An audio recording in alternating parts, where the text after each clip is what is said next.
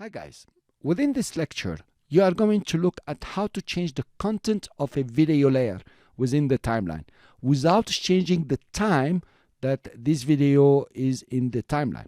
For example, let's extend all this, okay, and then I want this video to start at 10 seconds, just 10 seconds over here to be precise.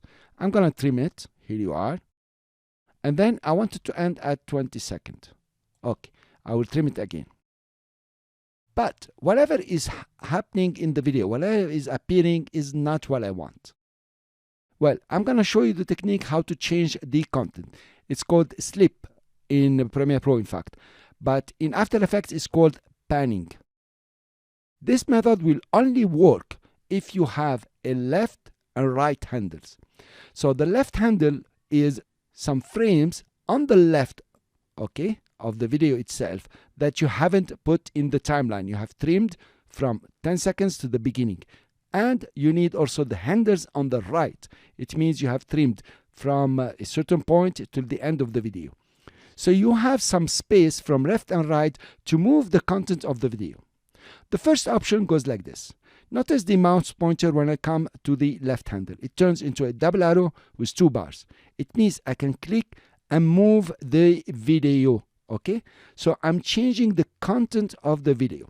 Usually what you do, you come to the in point or the out point and you click to change the content and decide where you want your video to start. For example, from here, okay?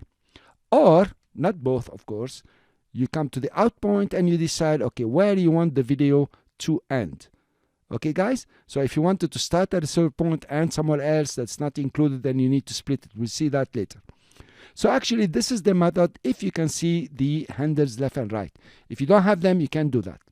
Well, there is also a tool in After Effects. This is the pan behind or anchor point tool. So actually it works for the anchor point tool and also it's a pan behind tool. So instead of just coming to the handles, when you are in the pan behind tool, you can click and drag your layer. So you decide, for example, you come to the in point, this is what you usually do, and decide exactly where you want it. From time to time, you want to come to a certain time, let's say 15 seconds or so, and you decide where your video should be at 15 seconds. For example, on the transition over here. So this is the pan behind tool. But let's go to another composition here. I have put some keyframes. Now, usually what happens, you will draw a shape and you will change the position of the anchor point. And you're still in the pan behind tool and you come and click and you say nothing is moving.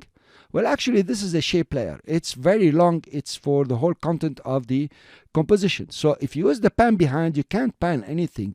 It's just one shape. But if you select a keyframe and use the pan behind tool and move to the right, for example, notice it's moving the keyframe while extending the shape layer. So the shape layer is not cut. You have a lot of left and right handles. Here you are. You notice what's happening.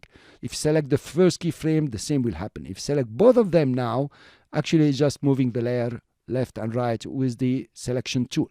Cool. Now, when it comes to videos, if I select this layer and I didn't select any keyframe, of course, I'm panning left and right, okay, within the content of the video. Now, if I select a keyframe, here you are, you notice the keyframe is moving and some funny things are happening if you don't notice which tool you are using. I will undo that. Something else I want to show you that I forgot here. I want to change the color first of all here. I'm going to take it to blue, something dark. Okay, we can see them now. You notice when I pan left and right, if I go too much on the right, where it is not really the start of the shape layer. We started the shape layer when we created it at this point over here.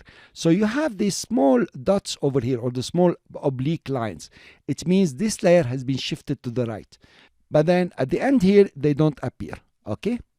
So you will have this kind of oblique line to tell you that, okay, you shifted this layer. Cool, guys? So this is how to use the pan behind tool. And remember, when you're selecting a keyframe, it's going to move the keyframe. Very practical method when you want to delay an animation for any kind of layer, shape or video. By the way, everything I talk about here for the shape layers or the still layers, then it works for the images, okay? And even for some of the video techniques will work for images. But of course, you're not going to pan an image. It doesn't make sense. It's fixed. Okay, so this is how to use the pan behind tool, and this is how to change the content of your video when it's in the timeline, keeping the time of the video constant. I'll see you in the next lecture.